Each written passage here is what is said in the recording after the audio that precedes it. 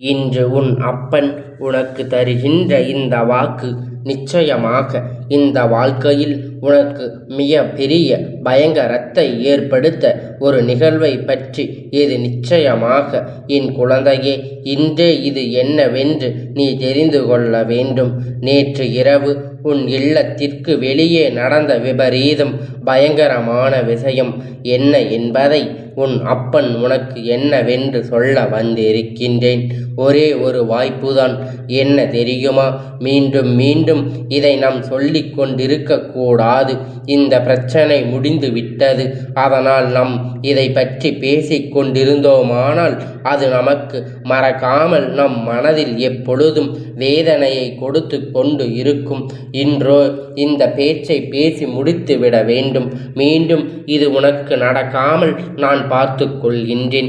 என் குழந்தையே, உன் அப்பன் ஒரு விஷயத்தை உன்னிடத்தில் கொண்டு வந்து சேர்க்கும் பொழுது அதிலிருந்து உன் வாழ்க்கையில் உனக்கு என்ன நடக்கிறது, என்ன நடக்கப் போகிறது என்பதை நிச்சயமாக நீ தெரிந்து கொள்ள வேண்டும்.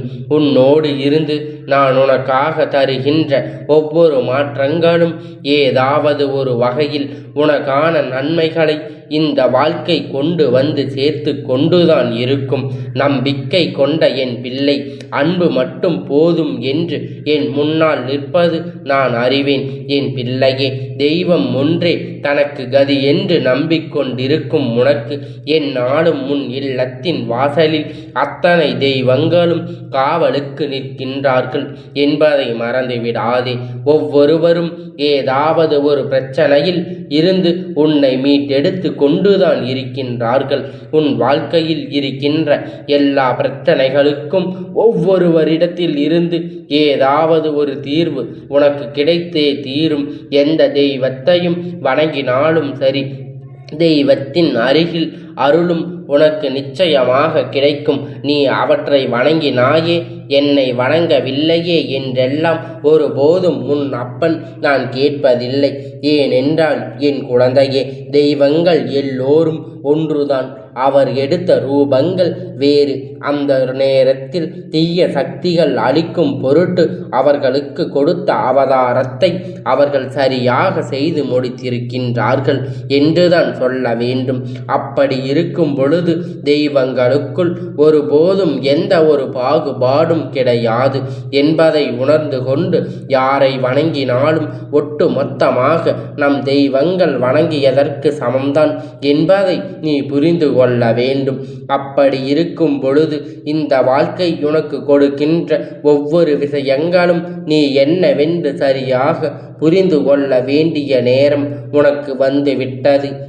உன்னோடு நான் இருக்கின்றேன் என்பது நீ என் அன்பில் அறிந்து உண்மையாக இருந்தாலும் ஒரு சில ஆபத்தான விஷயங்கள் நம் வாழ்க்கையில் நடக்கும் பொழுது அந்த நேரத்தில் நமக்கு எதுவுமே இல்லை என்பது போன்று ஒரு எண்ணம் வந்து விடுகின்றது. அப்பன் உன் வாழ்க்கையை பற்றி நன்கு புரிந்து வைத்திருப்பவன். உன்னை சுற்றி என்ன நடக்கிறது, ஏது நடக்கிறது என்பதை பற்றி தெளிவாக தெரிந்து வைத்திருப்பவர்.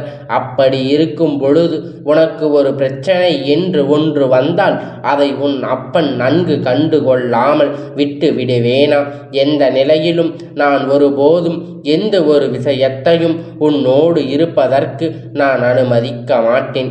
அது உனக்கு தேவையா தேவையில்லையா என்பதை தெரிந்து கொண்ட பிறகுதான் நான் உன்னிடத்தில் அதனை கொண்டு வந்து சேர்ப்பேன் என்பதை நீ புரிந்து கொள்ள வேண்டும்.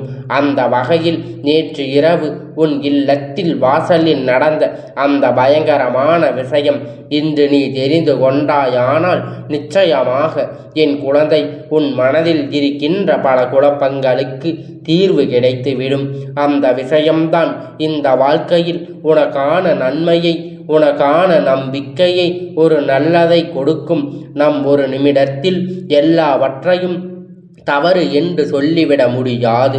ஆனால் உன்னை சுற்றி நடக்கின்ற விஷயங்கள் அத்தனையும் நீ நிச்சயமாக சரியாக எப்பொழுதுமே கவனித்து எடுத்து கொள்ள வேண்டும். அதனை எல்லாம் சரியான நேரத்தில் நீ ஏற்றுக்கொள்ள தயாராக இருக்க வேண்டும் என்பதை முதலில் நீ புரிந்து கொள்ள வேண்டும். உனக்கு சொல்கின்ற விஷயங்கள் ஒவ்வொன்றுமே இந்த வாழ்க்கையில் உனக்கு ஏற்பட்ட அத்தனை பிரச்சனைகளுக்கும் மையமாக இருக்கின்றது. நான் உன்னோடு பயணிக்கின்ற இந்த நேரம் இந்த அப்பன் கண்டவுடன் உனக்கு என்ன தோன்றியது? காவல் தெய்வமான உன் அப்பன் நிச்சயமாக நமக்கு எந்த பிரச்சனைகளும் வரவிட மாட்டார். நாம் எங்கு இருக்கின்றோமோ அந்த இடத்தை சுற்றி நமக்கு பாதுகாப்பாக இருப்பார் என்று என் பிள்ளை நீ நம்புவது உண்மைதானே? அப்படியானால் அப்பன் எதையும் நடத்த விடவில்லை என்பதை முதலில் நீ புரிந்து கொண்டாய். ஆனால் உன் இல்லத்தின் வெளியே நடந்த பயங்கரம் நிச்சயமாக நீ தெரிந்து கொள்ள வேண்டும். அப்பன் தடுத்து நிறுத்தி உள்ளே அனுப்பவில்லையே தவிர அது அங்கு நடந்தது உண்மைதானே? உன்னை தேடி வந்து உனக்கு ஆபத்தை விளைவிக்க நினைத்தது உண்மைதானே? அப்படியானால் நிச்சயம் இதனை இன்றே தெரிந்து கொண்ட வேண்டும். நேற்று இரவு நீ உறங்கிக் கொண்டிருந்த நேரத்தில் திடீரென்று ஒரு சத்தத்தை நள்ளிரவில் நிச்சயமாக நீ உணர்ந்திருப்பாய். அந்த சத்தத்தை உணர்ந்து நீ கண் விழித்து பார்த்து மறுபடியும் உறங்கிவிட்டாய் என் பிள்ளையே. அந்த நேரத்தில்தான் இந்த பயங்கரம் இல்லத்தின் வாசலில் நடந்தது என்று உன் அப்பன் சொல்கின்றேன். என் குழந்தையே, பொதுவாகவே நம் இல்லத்தின் வாசலுக்கு வருகின்ற விஷயங்கள் உள்ளே வருவதும் வெளியே செல்வதும் உன்னுடைய கையில்தான் இருக்கின்றது. நல்ல விஷயமும் கெட்ட விஷயமோ அது உன்னை வந்து சேர வேண்டும் என்றால் அதை நீ நினைத்தால் மட்டும்தான் ஏற்றுக்கொள்ள முடியும். நல்ல விஷயமாக இருக்கும் பட்சத்தில் அதை நம்பிக்கையோடு நீ ஏற்றுக்கொள்ள வேண்டும். தெய்வம் நமக்கு காவலாக இருக்கின்றது என்பதற்காக நாம் எப்படி வேண்டுமானாலும் இருக்கலாம். நிச்சயமாக உன்னை தேடி வருகின்ற இந்த விஷயம் எல்லாம் எப்பொழுதும் உன்னை நெருங்கிவிடும். யாராலும் அதன் பிறகு தடுத்து நிறுத்த முடியாது. உனக்குள் எதிர்பாராத எண்ணங்கள் இருந்து அதனை நீ வரவழைத்து இருக்கும் பொழுது வேறு யார் நினைத்தாலும் அது உன்னை வந்து சேர்வதை தடுத்து நிறுத்த முடியாது என்பதை புரிந்து கொள்ள வேண்டும். அதனால் எப்பொழுதும் நல்ல எண்ணங்களோடு எந்த துன்பத்திலும் உனக்கு வாழ்க்கையில் மகிழ்ச்சி கிடைத்துவிடும். சரி, நேற்று இரவு என்ன நடந்தது என்பதை நீ தெரிந்து கொள்ள வேண்டும். நேற்று இரவு உன் இல்லத்தை நோக்கி வந்த தீய சக்தி அங்கே நின்று கொண்டு நான் இந்த அப்பன் நிற்கின்றேன் என்பதை பார்த்துவிட்ட பிறகும் கூட உள்ளே வருவதற்காக அடி எடுத்து வைக்கிறது.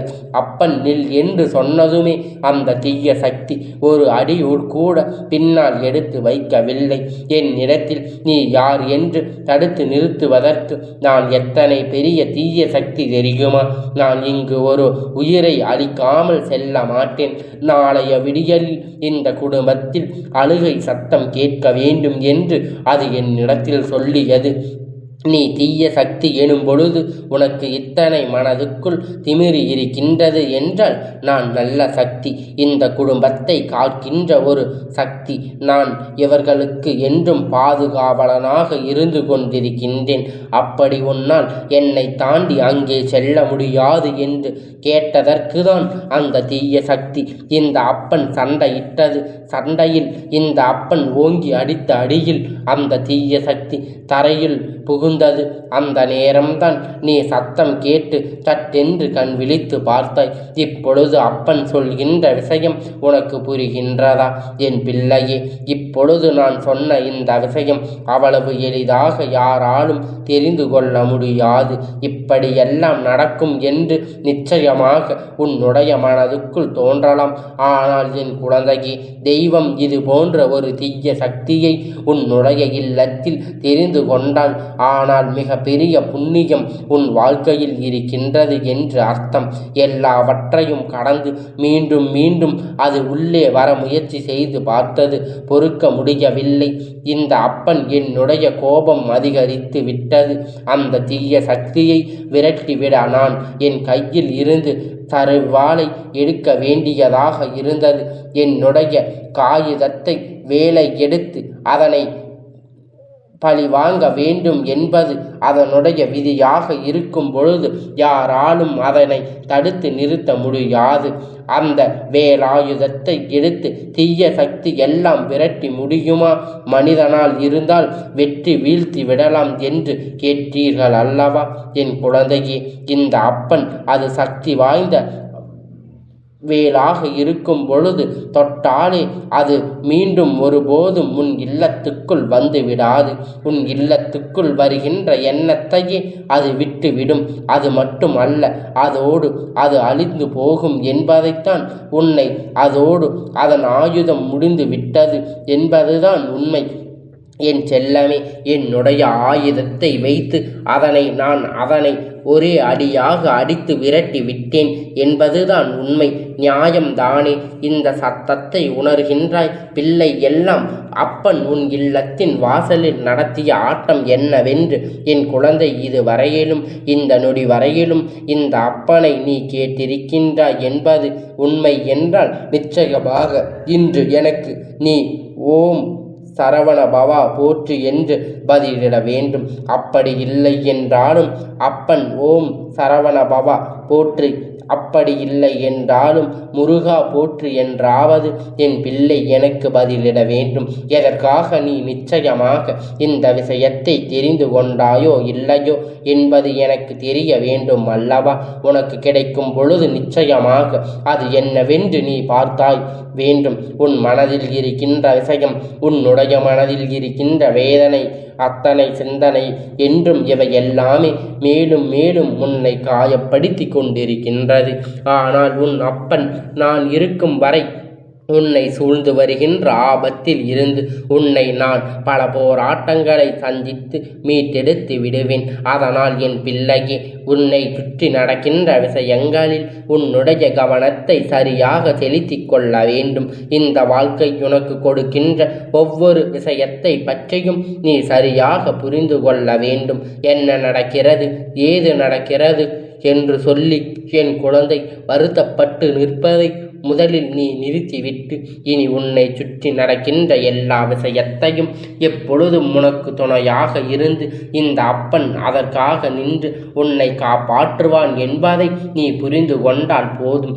யாராலும் உனக்கு நன்மை செய்துவிட முடியாது என்று நினைத்தால் உன் அப்பன் சொன்ன இந்த விஷயத்தை கேட்ட பிறகு உனக்கு யாரும் இல்லை என்று சொல்கின்றாய்.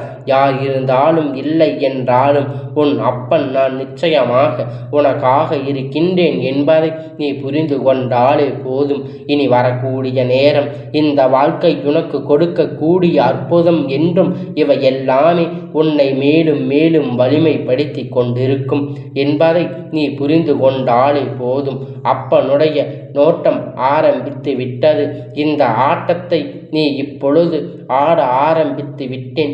இந்த அப்பனுடைய ஆட்டத்தினால் உன் வாழ்க்கையில் நடக்கப் போகின்ற பல விஷயத்தை நீ நிச்சயமாக இன்று என்னவென்று தெரிந்து கொள்ளத்தான் போகின்றாய்.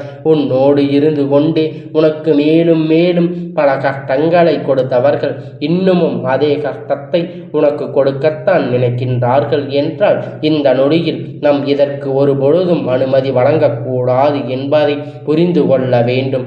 இத்தனை நாளும் நீ தேவையில்லாத விஷயங்களுக்குள் சிக்கி தவித்து கொண்டிருக்கின்றாய். ஆனால் தேவையான விஷயங்கள் உனக்கான வாழ்க்கையில் நன்மைகளையும் பெறுவதற்கு நிச்சயமாக நீ முயற்சிகள் செய்வது கிடையாது. உனக்கு நிச்சயமாக அது இப்பொழுது கிடைக்கப் போகின்றது என்பதை மறந்து விடாதே என் தங்கமே.